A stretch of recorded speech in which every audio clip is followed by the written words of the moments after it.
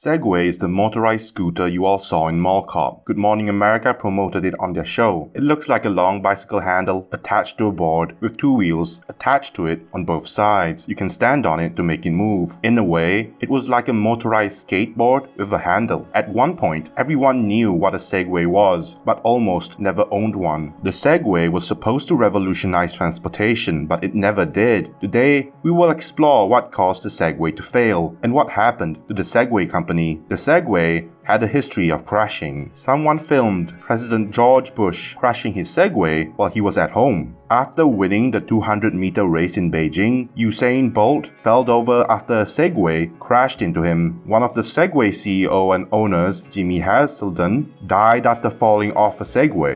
The wealthy British businessman who bought the maker of Segways apparently died while riding his two-wheeled vehicle. 62-year-old Jimi Heselden was found in a river near the village of Boston Spa.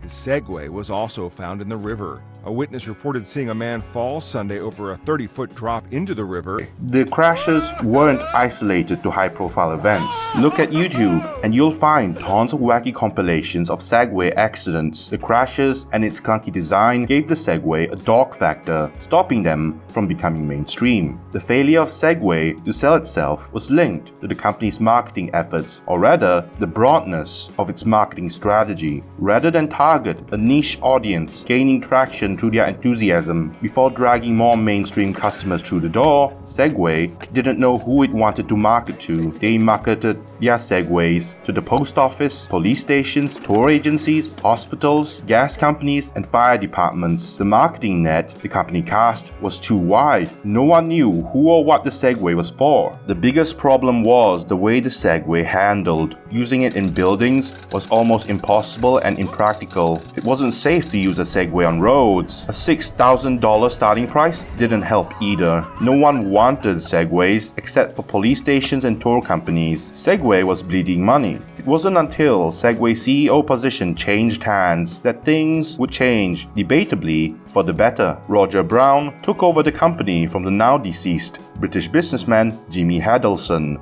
who had died after falling off a cliff with his Segway. Roger knew he could turn the company around. Cost cuts were done. The circuit board was re-engineered. The original expensive gyroscope within Segways were replaced with a cheaper product. Expensive battery contracts were renegotiated to make them cheaper. Roger Brown did everything right. After years of losing money, Segway made money within a year. Pundits believed Segway's embarrassing days were behind it. They were wrong. In 2015, the internet was shocked. Ninebot had bought Segway. The CEO of Segway, Roger Brown, made a ton of money by selling Segway for $75 million. The shock and anger wasn't because he sold the company, it was the company buying Segway that pissed everyone off. Ninebot was a copycat company in China. They made money selling knockoff Segways. They stole the designs and made the same product for cheaper. After the sale, the investigations by the US International Trade Commission came to a halt. There was no point in investigating whether the Chinese company stole those trade secrets when they were owned by the company accused of stealing said trade secrets in the first place. It set a bad precedent. A Chinese company which made knockoff products had outsold the original company where the product originated. It was ridiculous. A Chinese knockoff company now owned Segway in a surprising turn of events. To everyone's surprise, it turns out that the purchase did wonders for Segway in terms of revenue. Ninebot, now managing Segway's product line, diversified its product to include alternative methods of transportation.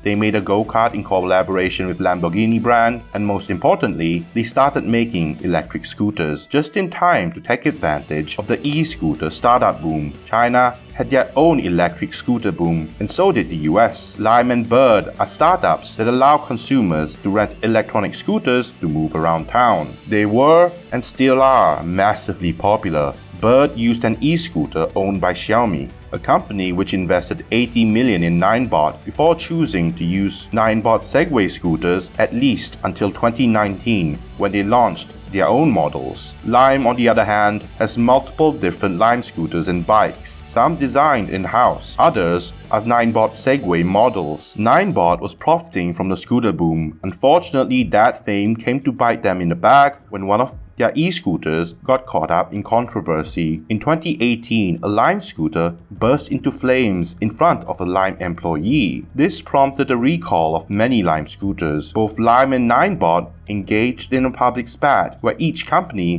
blamed the other for Lime's exploding scooter problem. The incident wasn't enough to shutter the companies. Both Lime and ninebot are still doing well today. However, Segway's era would come to an end in a couple of years. In 2020, ninebot decided to stop manufacturing the Segway, saying the personal transporter machine only accounted to less than 2% sales. No one could buy the iconic Segway, which had started it all anymore, except through eBay. By that time, ninebot had already expanded Segway's product range to include electric scooters like the one Lime was using and a few other electric vehicles. Ninebot was doing well, and their Segway branch already had newer, more exciting products. So what do you think about what happened to Segway? Did you like what happened to Segway after the acquisition? Or are you still mad about it? Comment down below. I hope you liked the video, leave a like if you did, and subscribe if you haven't already. It's much appreciated.